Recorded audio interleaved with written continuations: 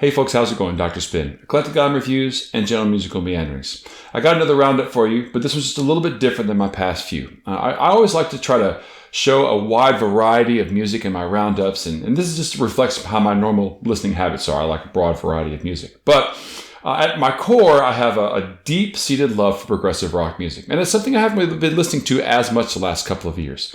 But things are looking very interesting for the progressive rock world this year, and it just so happens that I got a good chunk of my new listening happens to be by progressive rock artists. Some are ones that I have long-standing relationships with, and some that are kind of new. So rather than kind of spread all that progressive rock out in the various posts, I decided to just make one post dedicated to these albums. So welcome to the Prog Show. And the first one up is the Flower Kings' new album, Islands. And Islands is it's got to be the umpteen millionth album by the Flower Kings. I got into the Flower Kings around 2000 as a result of discovering Transatlantic, the band Transatlantic. And this album was unique because the Flower Kings earlier last year in 2020 were about to go out on tour, and then COVID hit and tours were canceled. So rather than do nothing, they just set to making a new album because those guys make music at an astounding rate, and of all of extremely high quality, to be honest. Ronnie Stolt is the guitar player and lead singer, arguably, and definitely their main composer. But also there's some long-standing members of the band. Hasse Froberg is a vocalist that's been with the band forever. Since the very early days. And bassist Jonas Reingold has been with the band since 1999. And so these kind of three members with long-standing relationship with the band, and then new keyboard player, new drummer. And they really kind of capture a lot of the sounds that they had in the early days of the band.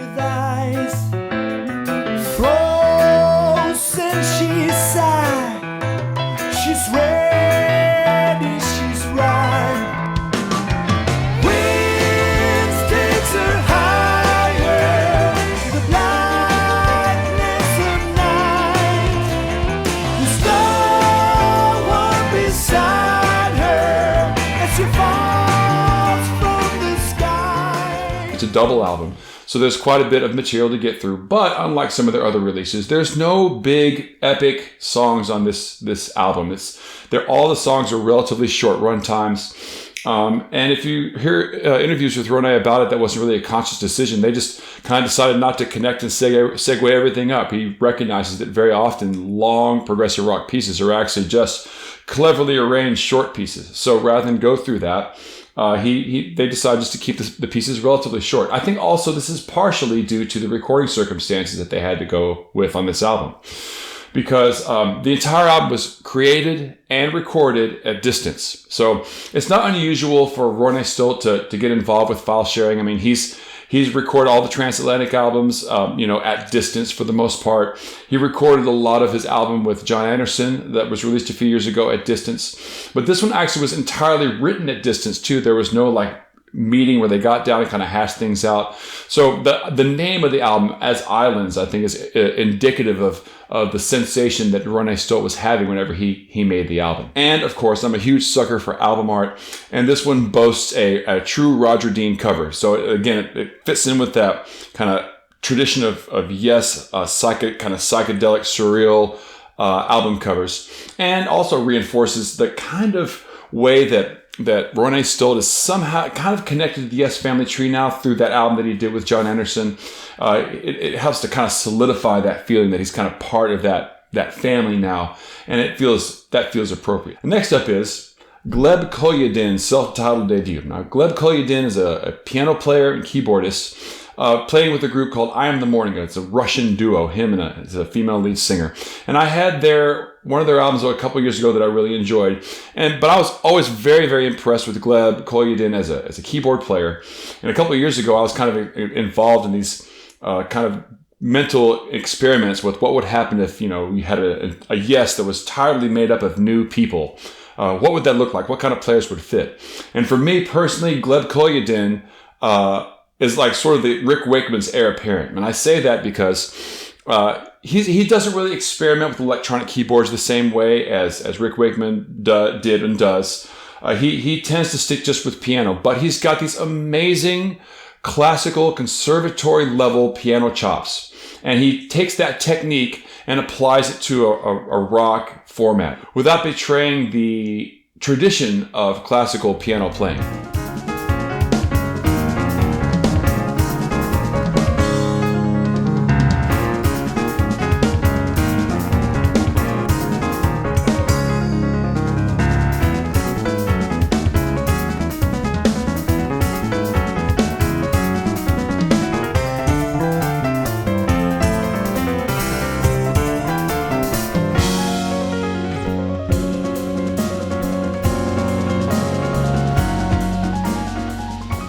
And this album boasts a great roster of guest musicians.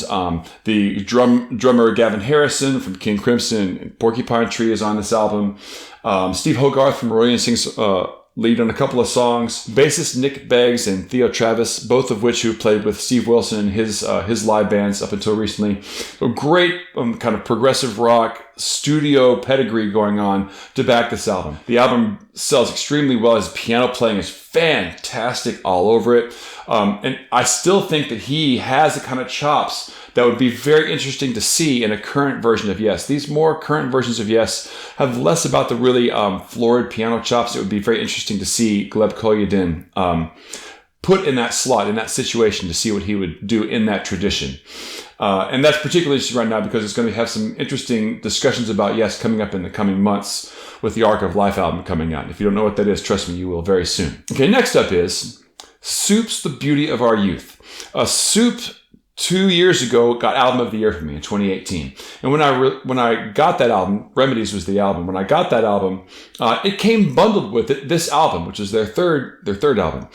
I loved Remedies so much, and after that was over with, I really knew I couldn't really appreciate this album on its own after being so enamored with Remedies. So I really had to get some distance from it. So now, like 2 years later, I finally think I'm ready to go and give this one a shot on its own merit. And I have to tell you, it's a great disc. Not unlike Remedies, it has a beautiful sense of melody.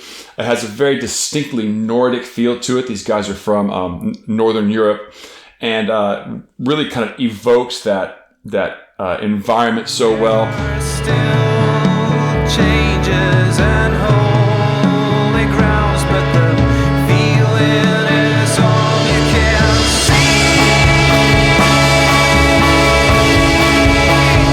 But it feels right, you know.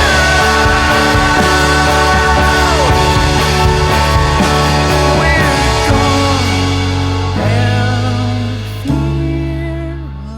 I really think that Soup is a band that's super duper underrated and overlooked an awful lot. And there's not even very much about them out there to read about. It's a shame that they're not more broadly known. So I'm doing my part.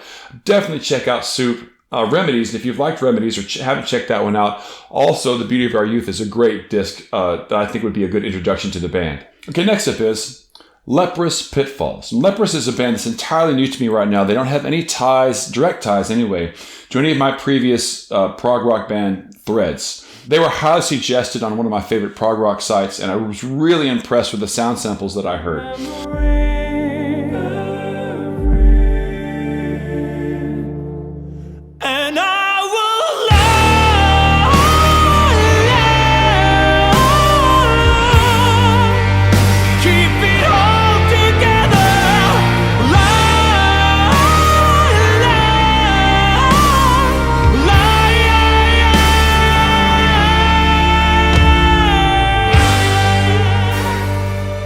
Now, I will admit, those vocals are pretty over the top. They're pretty melodramatic. But I think also that I can tolerate the histrionics to a degree. First of all, because he's got the technique to back it up. It is for show to a degree, but it's also backed up by the concept of the album, because this album is sort of the lead singer's confessional about his own anxiety and depression. And so it's very upfront and honest lyrically. If you check the lyrics out up close, he's very revealing about his feelings on it, and that allows him, I think, to have this over the top vocal approach, because the emotion is still backed up in his lyrics and what he's trying to say.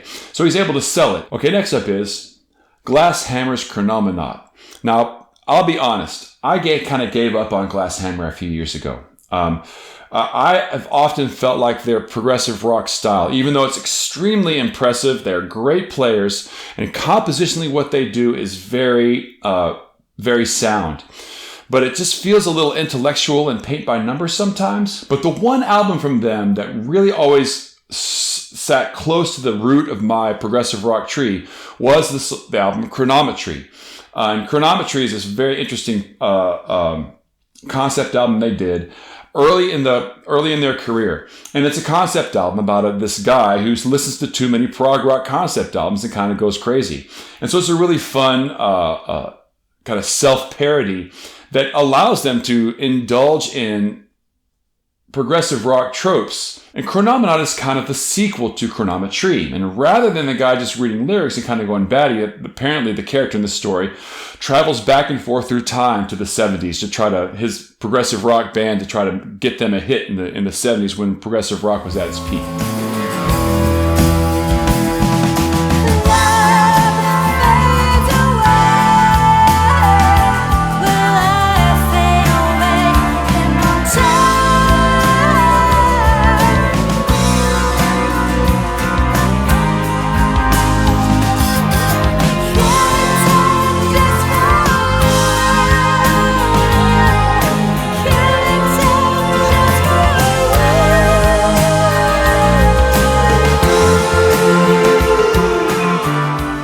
There are still moments of Chronomonaut that feel like it's paint-by-number prog rock. But there are also some really great emotional moments on the album and some parts where they kind of stretch out their styles a little bit more to capture this whole traveling back in time to the 70s thing. And that does back up the idea and the concept of the album. For me to really see it, the storyline stands up as well as it did in Chronometry. I have to sit down and really listen to the entire thing with the libretto and take it apart and really examine it. And that's going to take more time than I've invested in the album so far. So I'll admit that. But I do respect what they do, and I certainly think that there are plenty of progressive rock fans that would love what Glasshammer does. And if you're a Glasshammer fan, I think this is a great example of their best work. And finally, Return to Forever's The Romantic Warrior. The Romantic Warrior is a 1976 album by Chick Corea and some of the best jazz fusion players in the time. Stanley Clarke is in this album, Al Di Meola is on this album. And this is one of several jazz fusion groups in the 70s that came out of the sessions with Miles Davis's Bitches Brew in the late 60s. So, and you may wonder why this is ending up on a progressive rock post, because technically this is a jazz fusion album. Certainly all the members in Return to Forever are extremely well trained and talented jazz players. You can tell that in the way that they play, and the way that they voice chords, and the way that they put these songs together. The very structure of these songs have a jazz background lurking underneath the surface. But I also think The Romantic Warrior is jazz fusion's answer to progressive rock. Progressive rock had been around since the early 70s to the mid 70s, and this is 1976. So I sort of get the sense that Chick Corea by this point was like, okay, now all you prog rock guys think you got chops, you think you got this going on, let's show you what's really up.